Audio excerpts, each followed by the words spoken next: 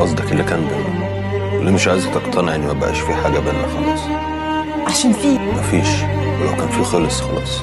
بطل تمثيل. انا بقول لك انا في مصيبه. انا ماليش دعوة، صايبك احكيها لجوزك. انت ليه مش عايز تسامحني على اللي انا عملته زمان؟ انت ليه مش قادر تفهم ان اهلي هم السبب مش انا؟ سامح ازاي؟ انت السبب مش اهلك. لو انت نسيتي فانا عمري ما نسيت. فاكره لما قلت لي اهلك يحضروا الفرح ازاي قرايبي يشوفوهم؟ فاكره لما خفت ان اهلي يعروكي؟ عمري ما نسيت. عمري ما نسيت الدموع اللي نزلت قدامك انت واهلك. انت كسرتيني.